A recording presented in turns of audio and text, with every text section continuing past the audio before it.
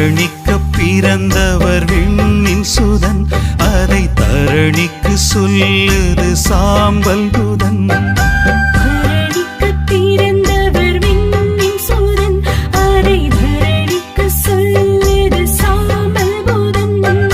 சிலுவை சாம்பல் நெற்றியிலே, மர சிலுவை மரணம் வெற்றியிலே.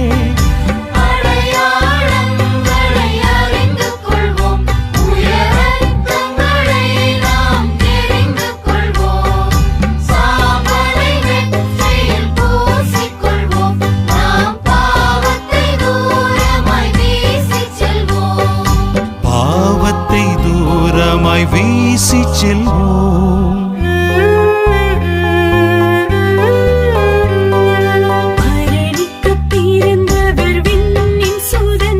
அன்புக்குரியவர்களே, இன்று சாம்பல் புதன், தவக்காலத்தினுடைய முதல் நாள்.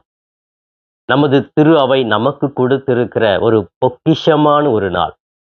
இறைவனோடு ஐக்கியமாவதற்கு, இறைவனோடு கலப்பதற்கு, நம்மை நாம் புரிந்து கொள்வதற்கு, நமது பாதையை திரும்பி பார்ப்பதற்கு ஒரு தகுந்த காலமாக இருக்கிறது. எனவே சிறப்பாக இந்த தவக்காலத்திலே நான் எப்படி வாழ்கிறேன், யாருக்காக வாழ்கிறேன், எனது பயணம் எதை நோக்கி இருக்கிறது என்று சிந்திக்க அழைப்பு விடுக்கிறது. இந்த சாம்பலை நெற்றிலே பூசி குருவானவர் சொல்லுகிறார், மனம் திரும்பி நற்செய்தியை நம்பு.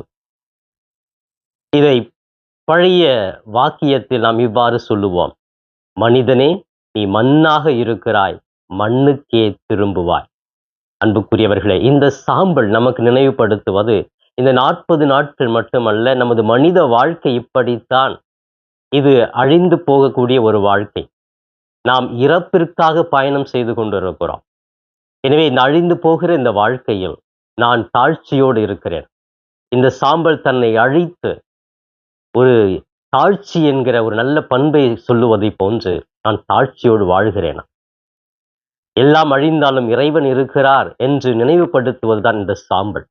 ஆம் பிரியமானவர்களே, இந்த 40 நாள் தவ முயற்சியிலே, இந்த 40 நாள் தவக்காலத்திலே நான் முழுமையாக ஜெபிக்க, நான் முழுமையாக பிறருக்கு உதவி செய்ய, நான் முழுமையாக பிறருடைய வாழ்க்கையை புரிந்து கொண்டு என்னை ஒருத்தல் மூலமாக நான் என்னையே சீர்படுத்தி கொள்ள, என்னுடைய வாழ்க்கையில் மனமாற்றம் என்ற ஒன்று உள்வாங்கி பாவம் செய்யாமல் இருக்க, இந்த 4 நல்ல பண்புகளை இந்த 40 நாள் கடைபிடிக்க திரு அவையானது அழைப்பு விடுக்கிறது.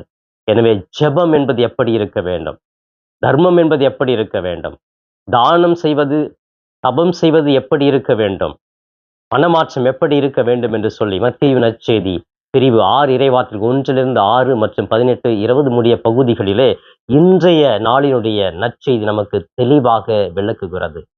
ஜெபம் செய்யும் பொழுது பிறரை போன்று விதத்தை கொள்ள வேண்டாம். அது மறைவாக இருக்கும் கடவுளுக்கு தெரியும்படி ஜெபியும். தர்மம் செய்யும் பொழுது மற்றவர்கள் பார்க்கிறார்கள் என்று செய்ய வேண்டாம், மறைவாக செய்யுங்கள். வழக்கை செய்வது இடக்கை தெரியாதிருக்கட்டும்.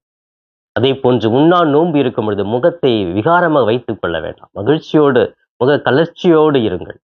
மறைவாக இருந்து பார்க்கிற கடவுள் அது உங்களுக்கு பிரதிபலன் கொடுப்பார் என்ற ஒரு செய்தியை இந்த நாளினுடைய நற்செய்தி கூறுகிறது. எனவே அன்புக்குரியவர்களே, இந்த தவக்காலத்தை சிறந்த ஒரு அன்பின் காலமாக, மகிழ்வின் காலமாக, ஒரு நம்பிக்கையை புதுப்பிக்கும் காலமாக, மகிழ்வில் வாழக்கூடிய ஒரு காலமாக மாற்ற உங்களை அழைக்கிறேன். இந்த தவக்காலம் ஒரு அருளின் காலம், வசந்த காலமாக மாறட்டும். உங்கள் வாழ்க்கையில் புத்துணர்ச்சி, புதிய வாழ்வு பிறக்கட்டும். ஆமென்.